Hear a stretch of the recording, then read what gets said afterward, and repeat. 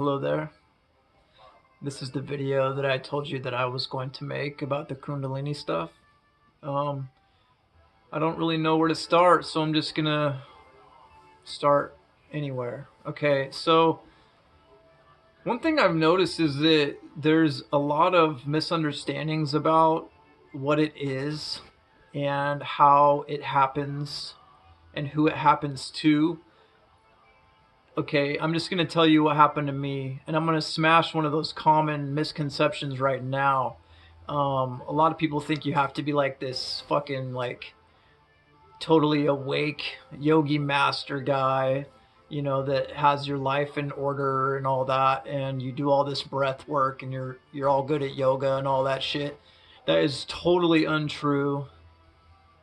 When my Kundalini activated, I was strung out on heroin and meth. Okay.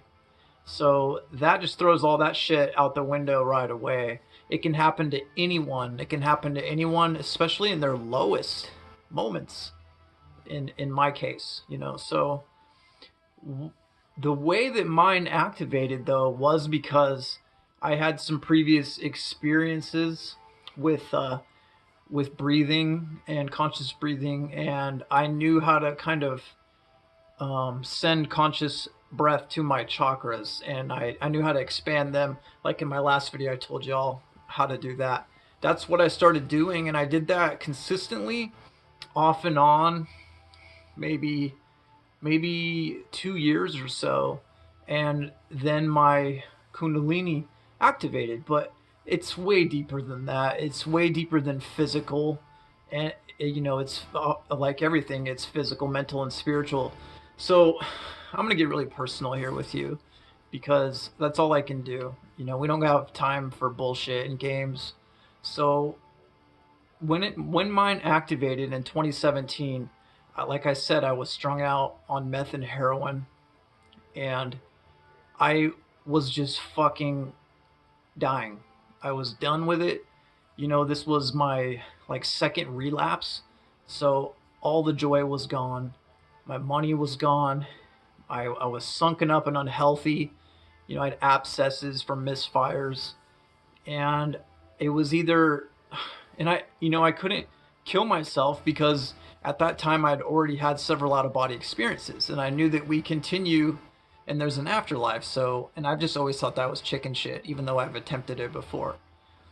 But so what had happened was I basically for a while had been kind of not really praying, but kind of speaking to myself or speaking to my higher self or my guides. I always just say my higher self or my guides, you know.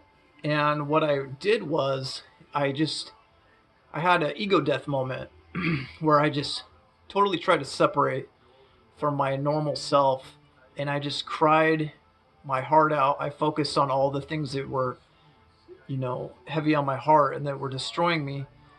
And I just asked for help. I asked for help to my higher self and my guides. I said, and I was just bawling. I was just unloading all this, you know, trauma. And I said, please help me get off this fucking drugs. Both the drugs, not just heroin. I wanted to just stop. Okay. And I intuitively did a little bit of breath work before I went to bed that night. And I woke up, and my lower spine, where my coccyx is, which is your tailbone area, was tingling, like electric pulsating tingling sensation. I don't know how to describe it if you haven't felt it, but when your leg goes dead and you go to stand up on it and it starts tingling really hardcore and you like can't even take it. It's so intense.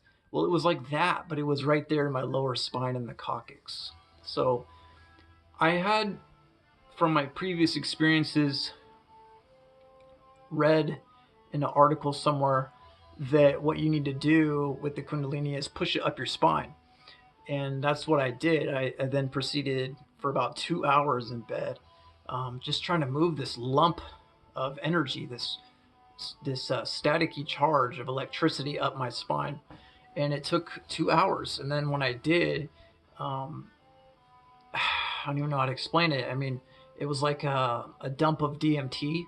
So basically, I just saw like a multitude of colors kind of wash over my vision. I had my eyes closed, but it was like a DMT dump. So basically, what I have come to learn since then is that in the coccyx region, the body creates electrolytes in the spine, and there are sodium and potassium particles in there, and what they do in the cerebral spinal fluid is they kind of create this electric charge that is activated through conscious breathing or breath work, and the chakras. So it's there is a science to this stuff. Unfortunately, it's hidden from us in the West, but now it's all over the internet, so you can look it up and just try to steer clear of like the mystic bullshit. Like, try to maybe you can read up on some of that too, but like kind of try to find the neutral perspective in the middle. That's what I try to do. So there is a science to it, and what you come to find out is that this is like a normal way the human body is supposed to be, but we've been so toxified and since birth and turned off that we never really reached our normal potential, our true potential. So it's it gets deeper than that, but so yeah, I mean that's what it is, and it's connected to your semen too. And I don't know. I haven't looked into it for the women. I always get the questions from women asking me, but I guarantee y'all have some juices connected to that as well. So um, I suggest you look into a person named Mantak Chia, Mantak Chia, if you want to know more about that for women and sexual energy and the orgasmic energy and how to move it through the body. He has a Taoist perspective.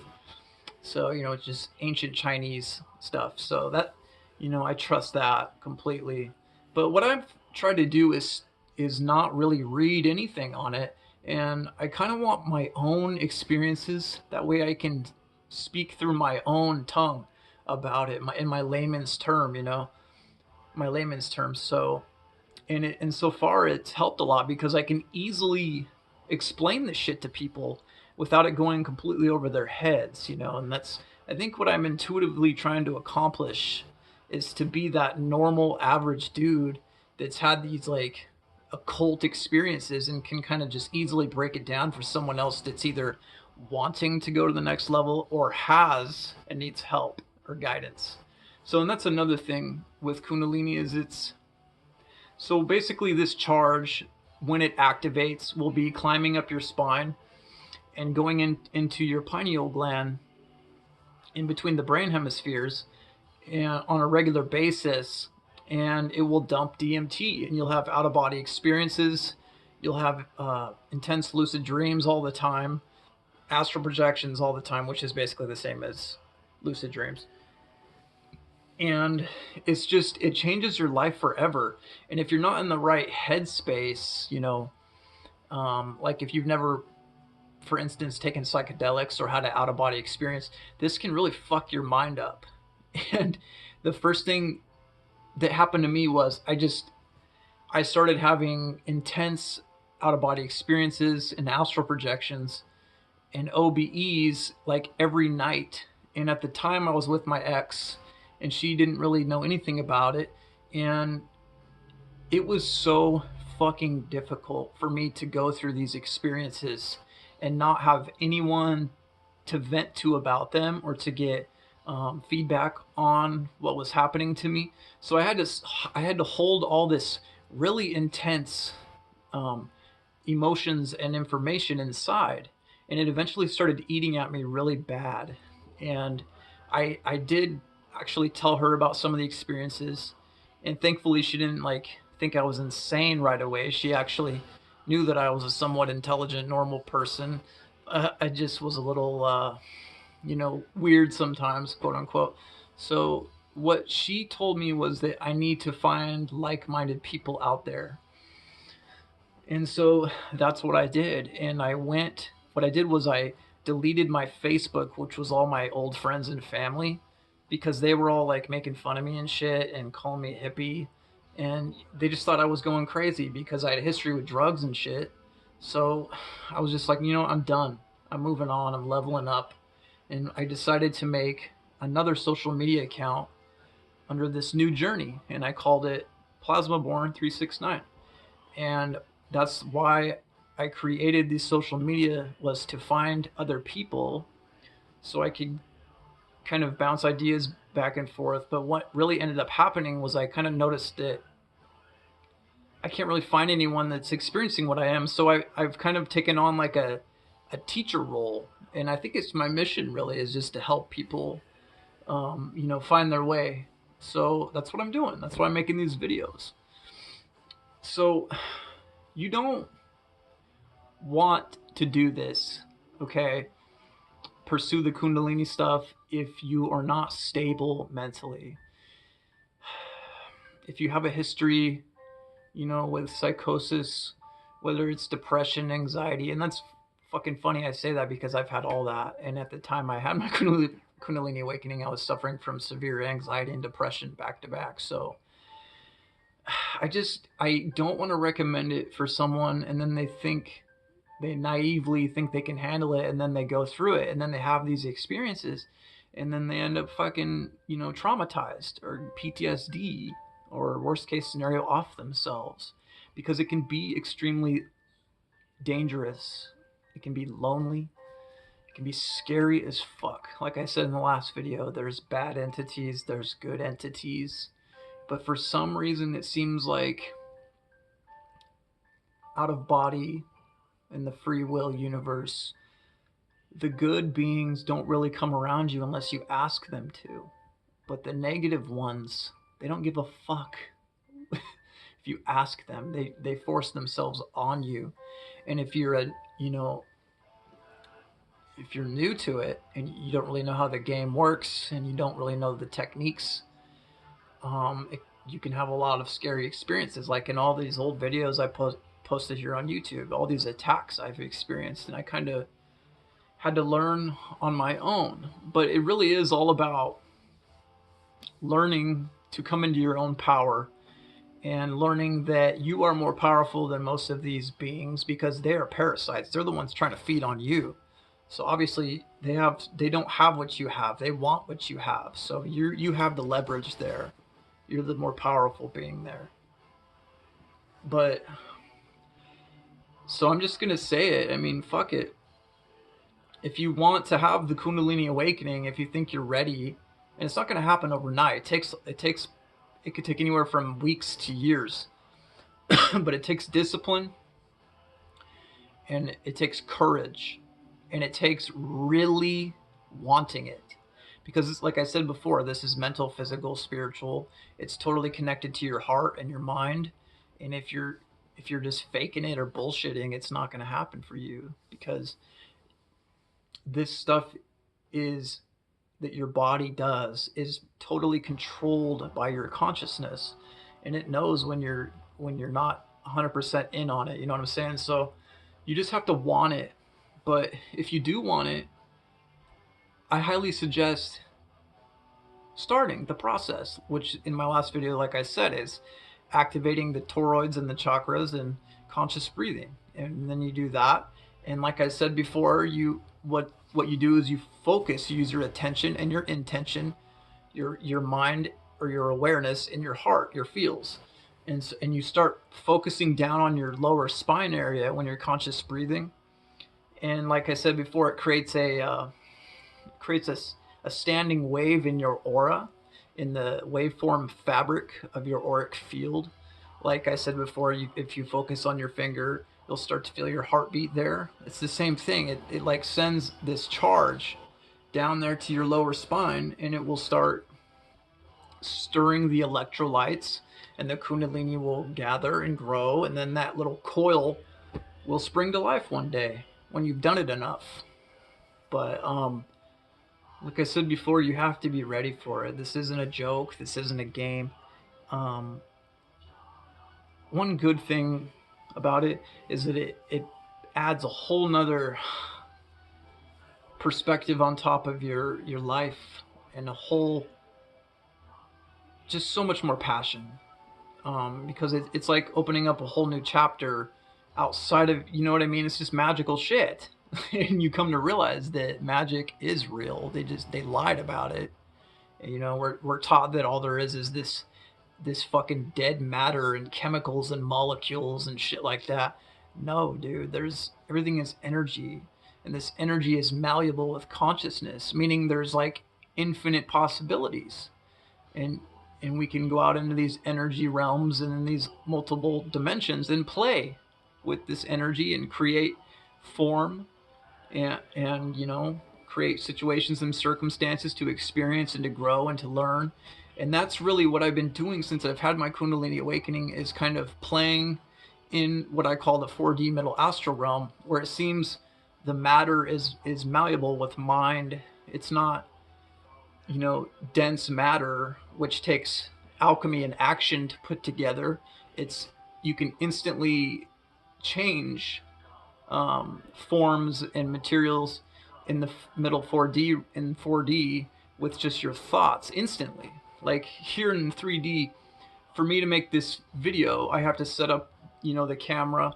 I have to sit down and I have to speak, and you know, the electrical impulses are sent through from my vocal cords into the camera, into your brain, across the internet, and then you get what I'm saying to you. But well, there, I could, you know, telepathically communicate with you through my aura, through colors and vibration, and you know, it's just instantaneous over there. So what it does is it creates the perfect simulation realm, or like play realm. I remember reading about Nikola Tesla, how he would, when he would sleep, he would go in and lucid dream the entire time and work through his formulas and fix the problems that he was having with his inventions, because it was like a matter, you know, a simulation for him. He could just instantly work through problems, and that's what he did. And I think that's truly what it's meant to be for us. You know, I don't think that we're meant to work our asses off for 8 hours a day and then come home and fucking stuff our faces and then pass out for 8 hours and not remember our dreams. I think the cats have it down. I think we're supposed to take cat naps. We're supposed to breathe properly and meditate and be fully lucid and conscious when we leave our body and go into these astral realms, so that we can work and play on our ego and our consciousness expansion. So I really think that we just need to get back to a level point where we should be with our body, mind, spirits, and that is being fully multidimensional beings. You know, being able to be grounded here in the third dimension, and then be able to sit down in silence and meditate and shimmy out of our physical bodies, and then go play in a 4D, and then bounce up into 5D causal plane even too. And you know, that's truly multidimensional, is being able to exist in all dimensions. And you know, you don't need to die to go to 5D physically. You don't need to die. What you need to do is inflate the blueprint of your light body. And you can do that here in the 3D with conscious breathing. And you create, like your astral body, you have to inflate it. Same thing with your 5D electric light body. You have to activate it. It's dormant. So when you do that, you can go into 3D and use your physical body, and then you can meditate, sit in silence, go into the astral, and so on and so forth. So that's just my personal opinion, and it's lined up with experiences that I've had. So I hope this video has helped some of you out there. I kind of just rambled. I don't really know if any of it was any good, but happy Sunday. Love y'all. Talk to you soon.